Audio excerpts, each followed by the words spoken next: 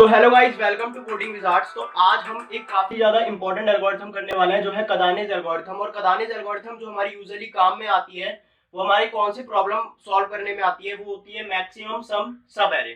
तो सबसे पहले मैं आपको समझा देता हूँ कि सब एरे क्या होता है।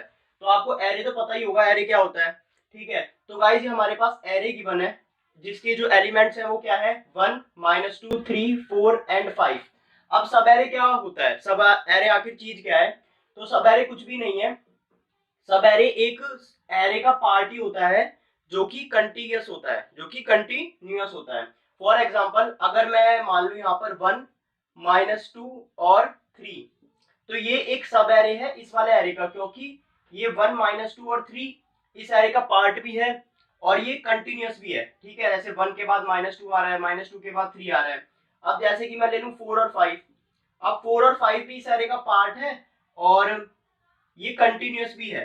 जैसे 4 के बाद आ रहा है 5, तो ये दोनों इस एरे के सब एरे हैं। तो ऐसे हमारे पास काफी सारे सब एरे होते हैं, ठीक है। अब अगर यहाँ पर मैं 3 की जगह 5 लिख देता हूँ, ठीक है, तो 1 -2 और 5 हमारे पास इस एरे का पार्ट तो है। जैसे 1 -2 और 5 आ रहा है इसमें, पर ये ना कंटिन्यूअस नहीं है, ठीक है। जैसे 1 के बाद -2 आ रहा है, फिर ये दो एलिमेंट हमने छोड़ दिए, फिर 5, तो ये कंटिन्यूअस नहीं है, ये डिसकंटिन्यूअस है। तो ये वाला हमारे पास नहीं है, मतलब ये सब एरे नहीं है।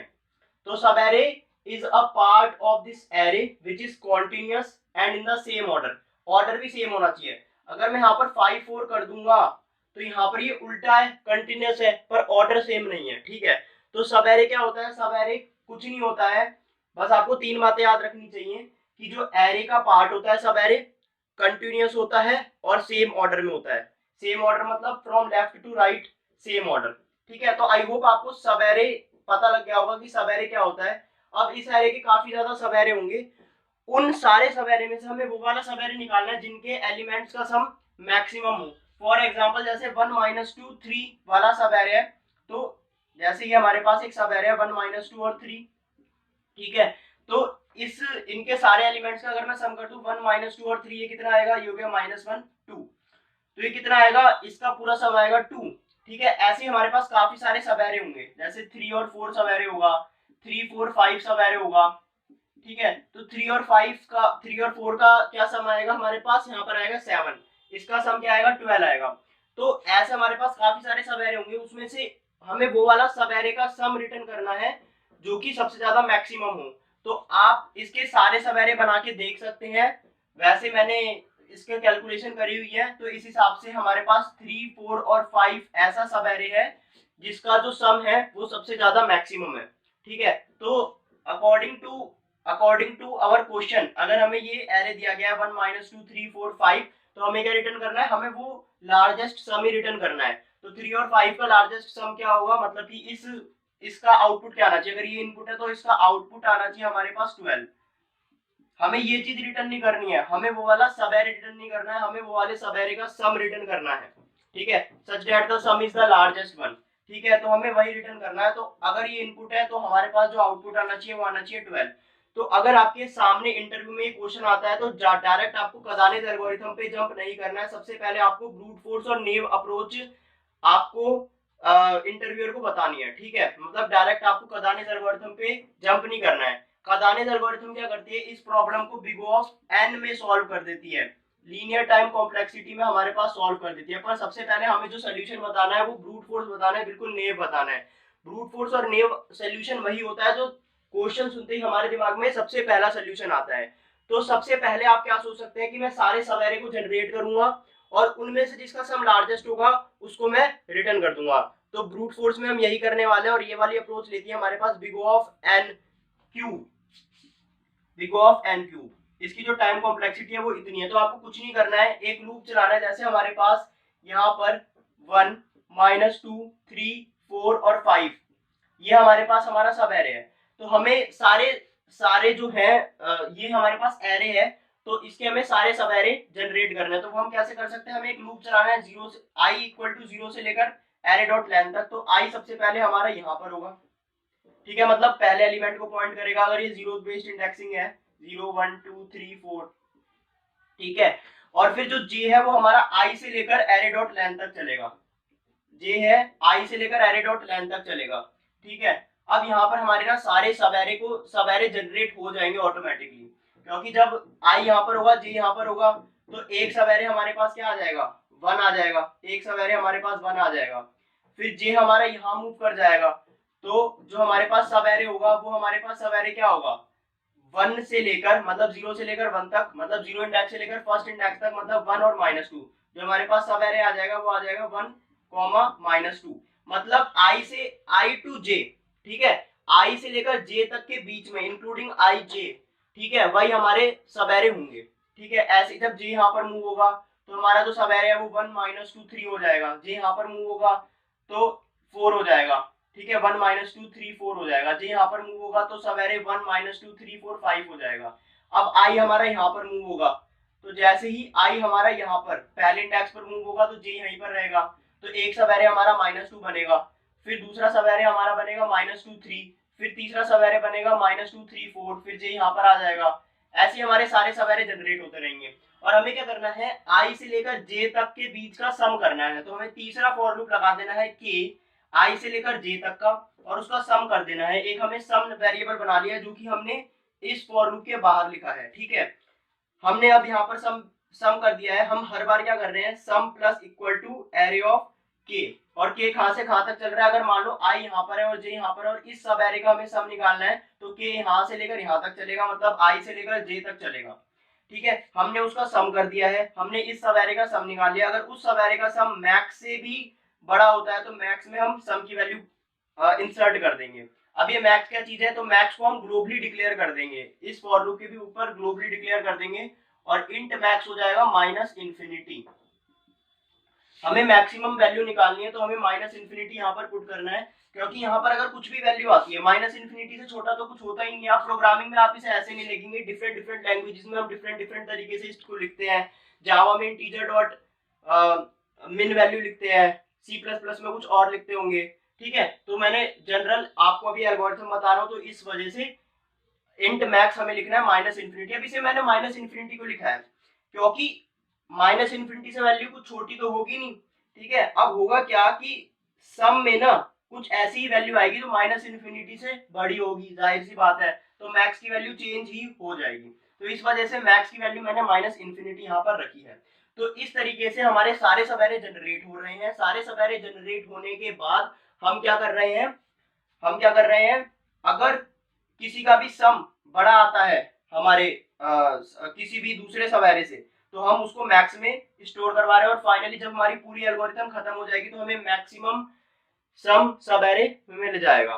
ठीक है, और हमें लास्ट में मैक्स को ही, जो मैक्स वेरिएबल है उसको ही प्रिंट करा देना है। अब ये वाला जो सोल्यूशन है ये big O of n cube में सॉल्व हुआ है। n क्यूब मतलब कि यहाँ पर हमने 3 फॉर लूप लगाए हैं। ठीक है, एक फॉर लूप के अंदर दूसरा फॉर लूप, दूसरे फॉर लूप के अंदर तीसरा फॉर लूप, इसलिए इसकी जो टाइम कॉम्प्लेक्सिटी है वो big O of n cube है। अब अगर आपसे इंटरव्यू पूछता है कि मैं इस टाइम कॉम्प्लेक्सिटी से खुश नहीं हूं, इसको आप रिड्यूस करिए big O of n square में, तो आप big O of n square में करेंगे। पर अगर इंटरव्यू डायरेक्ट इसके बाद क्या देता है कि आप बिग O ऑफ n में कीजिए, मतलब लीनियर टाइम कॉम्प्लेक्सिटी में अपना सोल्यूशन को करिए सॉल्व, तो आप डायरेक्ट ही कार्दानेस एल्गोरिथम पे आ जाएंगे। पर मैं आपको big O of n square वाली अप्रोच बता देता हूं, तो उसमें आपको कुछ नहीं करना है। आपको क्या करना है, अब जाहिर सी बात है इंट सम आपको यहां ले लेना है, आपको कुछ नहीं करना है। अब आप खुद सोचिए कि i से लेकर j, अब मानो कि पहले हमारा j यहाँ था, फिर हमारा j यहाँ पर हो गया, फिर हमारा j यहाँ पर हो गया, फिर हमारा j यहाँ पर हो गया, तो हमें तीसरे फॉर लूप की जरूरत ही नहीं है, क्योंकि हमारा i से लेकर j तक चल रहा है और j हम कहां से चला रहे हैं, i से चला रहे हैं, तो हमें तीसरे फॉर लूप की ना जरूरत ही नहीं है। राइट गाइस, हमें तीसरे फॉर लूप की जरूरत ही नहीं है और यहाँ पर मैं लिख दूंगा j बस। ठीक है, सम में यहाँ पर आ जाएगा sum plus equal to ARR of j हो जाएगा if max is lesser than sum, max equal to sum. ठीक है, तो ये काफी ज्यादा आसान हो गया। तो आई होप आपको big O of n square वाली अप्रोच भी समझ में आ गई होगी। Big O of n square वाली अप्रोच को मैंने अच्छे से एक्सप्लेन इसलिए नहीं करा है ताकि आप इसको थोड़ा सा अपने आप से एक्सप्लोर करो, इसकी इंट्यूशन जानने की कोशिश करो। अभी मैं जिसकी इंट्यूशन बताने वाला हूँ वो कार्दानेस एल्गोरिथम की इंट्यूशन, और जो कार्दानेस एल्गोरिथम है वो मैक्सिमम सम सवेरे की प्रॉब्लम को बिग O ऑफ n में सॉल्व कर लेती है। कितने टाइम कॉम्प्लेक्सिटी में सॉल्व कर लेती है, बिग O ऑफ n में सॉल्व कर लेती है। बिग O ऑफ n में सॉल्व करने का मतलब है हमारा फॉर लूप केवल एक बार ही चलेगा, तो हम अपना फॉर लूप केवल एक बार चला लेते हैं। अब मान लेते हैं हम जो एरे का साइज है वो n है, ठीक है। अब इस फॉर लूप के अंदर ही हमें अपना छोटा सा प्यारा सा अपना कोड लिखना है। अब यहाँ पर भी एक मैक्स तो होगा ही, जैसे यहाँ पर मैक्स था तो यहाँ पर भी एक मैक्स होगा ही, ठीक है। तो अब हमें यहाँ पर कुछ नहीं करना है, हमें यहाँ पर एक और वेरिएबल बनाना है। एक तो वेरिएबल यहाँ पर मैक्स होगा, ठीक है, एक यहाँ पर हमारा वेरिएबल होगा टेम्प और वो होगा 0। अभी टेम्प 0 क्या है ये मैं आपको बता देता हूँ। तो इतना तो आपको कंफर्म है कि अगर हमारे पास जो हमारा एरे है वो 1 -2 3 4 और 5 होता है तो हम केवल एक ही बार आइटरेट कर सकते हैं कदानेस एल्गोरिथम में, ठीक है। तो सबसे ब्रूट फोर्स अप्रोच आपके दिमाग में क्या आती है कि हमें कुछ नहीं करना है, टेम्प में हमें प्लस कर देना है, टेम्प में हमें सीधा सीधा प्लस कर देना है एरे ऑफ आई को, मतलब 1 को प्लस कर देना है, फिर -2 को प्लस कर देना है, 3 को प्लस कर देना है। और अगर जो हमारे पास मैक्स से भी बड़ी कुछ वैल्यू आ जाए, ठीक है, मैक्स से भी बड़ा कुछ टेम्प आ जाए तो हमें कुछ नहीं करना, मैक्स में टेम्प की वैल्यू को इंसर्ट कर देना है, इतना सा काम करना है। पर आप अब सोचिए कि अगर आई यहां से चलेगा तो पहली बारी में जो टेम्प की वैल्यू है वो 1 होगी, ठीक है, मैक्स में आ जाएगा 1, ठीक है। फिर दूसरी बार जो आई यहां पर आ जाएगा, ठीक है, टेम्प में 1 स्टोर्ड है तो टेम्प में क्या हो जाएगा, -1 स्टोर्ड हो जाएगा, ठीक है। जब आई यहां होगा तो टेम्प में क्या स्टोर्ड था, टेम्प में 1 स्टोर्ड था, पर हम यहाँ पर टेम्प में एरे ऑफ आई प्लस करवा रहे हैं तो यहाँ पर जब -2 इसमें प्लस होगा तो ये -1 हो जाएगा, तो यहाँ पर ये अपग्रेडेड नहीं होगा, यहाँ पर ये अपग्रेड नहीं होगा, राइट। फिर आई यहाँ पर आ जाएगा, ठीक है। जैसे ही आई यहाँ पर आ गया है तो अब यहाँ पर क्या होगा, टेम्प की वैल्यू क्या आ जाएगी, टेम्प, ये भी टेम्प प्लस होगा तो टेम्प की वैल्यू यहाँ से आ जाएगी 2, ठीक है, ठीक है। अब क्या होगा, जो मैक्स की वैल्यू है वो भी हमारे पास 2 हो जाएगी। अब दोबारा से आई यहाँ पर आएगा, इसकी वैल्यू हो जाएगी यहाँ पर 6, फिर दोबारा से आई यहाँ पर होगा, टेम्प की वैल्यू हो जाएगी हमारे पास 11, तो यहाँ पर हमारे पास आंसर आएगा 11, ठीक है। पर गाइस इसमें हम सारे सब एरे को तो एक्सप्लोर कर ही नहीं रहे हैं। फॉर एग्जांपल जैसे 3 4 5 वाला सब एरे था, हम उसको एक्सप्लोर कर ही नहीं रहे हैं, क्योंकि अगर हम इसी एल्गोरिथम के अकॉर्डिंग चलेंगे तो हमारा आंसर जैसे कि 11 आ जाएगा, ठीक है, मैक्स के अंदर 11 स्टोर्ड होगा और हमारा आंसर 11 आ जाएगा। ऐसा क्यों हो रहा है, क्योंकि हमारा आंसर तो आना चाहिए 12 और हम सारे सब एरे को एक्सप्लोर कर ही नहीं रहे हैं। क्यों नहीं कर रहे हैं, क्योंकि हम 3 4 5 वाले सब एरे को तो एक्सप्लोर कर ही नहीं रहे हैं, क्योंकि 1 और -2 के बाद हमारे पास आंसर आ रहा था हमारे पास -1, राइट गाइस। 1 और -2 के बाद जो हमारे पास आंसर आ रहा था वो आ रहा था -1, और 3 4 5 का जो आंसर आ रहा है वो 12, और इन दोनों का कंबाइन मिलके जो आंसर आ रहा है वो आ रहा है 11। हमें ये वाली वैल्यू तो लेनी ही नहीं है, ठीक है, हमें माइनस वाली वैल्यू तो लेनी नहीं है, जो क्योंकि ये वैल्यू काफी नेगेटिव हो गई, नेगेटिव वैल्यू हमें लेनी नहीं है क्योंकि हमें मैक्सिमम सम सब एरे निकालना है, ठीक है। तो अब हम इस प्रॉब्लम को कैसे टैकल कर सकते हैं, लेट्स सपोज इसकी इंट्यूशन क्या है। तो काफी ज्यादा आसान है। सबसे पहले हमें ये अज्यूम करना है कि सारे वैल्यू जो है वो पॉजिटिव वैल्यू है, सारी वैल्यू क्या है, पॉजिटिव वैल्यू। अगर सारी वैल्यू पॉजिटिव होंगी तो वो वाला सब एरे जिसका सम मैक्सिमम होगा तो ये कंप्लीट एरे ही होगा, ठीक है। अगर सारी पॉजिटिव वैल्यू तो हमें सारी वैल्यू को इंक्लूड करनी पड़ेगी, तभी तो जो हमारा पूरा सब एरे है ये भी तो एक सब एरे है, पूरा सब एरे, ठीक है, पूरा एरे भी तो एक सब एरे है क्योंकि ये एक एरे का पार्ट है और ये कंटिन्यूअस भी है, ठीक है। पर अगर यहाँ पर हम नेगेटिव वैल्यू लगा देते हैं, नेगेटिव एलिमेंट लगा देते हैं तो हमारा सम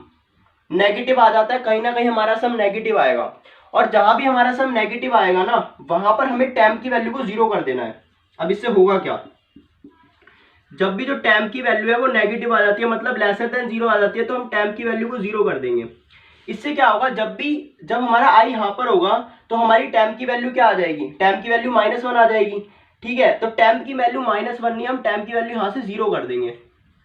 जैसे हम टेम्प की वैल्यू 0 कर देंगे तो टेम्प यहाँ से फ्रेशली शुरुआत होगा, फ्रेशली प्रिपेयर्ड शुरुआत होगा, ठीक है। तो टेम्प यहाँ जाएगा, टेम्प यहाँ जाएगा, टेम्प यहाँ जाएगा, और मैक्स में हमारा स्टोर हो जाएगा यहाँ पर 12। इस बार 11 स्टोर नहीं होगा, इस बार हमारा 12 स्टोर होगा। तो हमें ये वाला छोटा सा चेक और लगाना था, ठीक है। तो ये दो इफ स्टेटमेंट हमें लगानी है, काफी ज्यादा आसान है कदानेस एल्गोरिथम। आई होप आपको कदानेस एल्गोरिथम समझ में आ गई होगी। आज की वीडियो आपको काफी ज्यादा पसंद आई होगी। अगर आपको एल्गोरिथम्स और डेटा स्ट्रक्चर की वीडियो फ्यूचर में भी देखनी है तो सब्सक्राइब बटन को प्रेस कर बेल नोटिफिकेशन आइकन को प्रेस कर दीजिए। और अगर आज की वीडियो आपको पसंद आई है तो इस वीडियो को लाइक कीजिएगा, कमेंट करके बताइएगा कि आपको इसकी इंट्यूशन समझ में आई है, और इसके जो भी कोड्स हैं वो मैं डिस्क्रिप्शन बॉक्स में डालने की कोशिश करूंगा। मिलते हैं किसी और वीडियो में, तब तक के लिए be safe, happy coding and bye bye.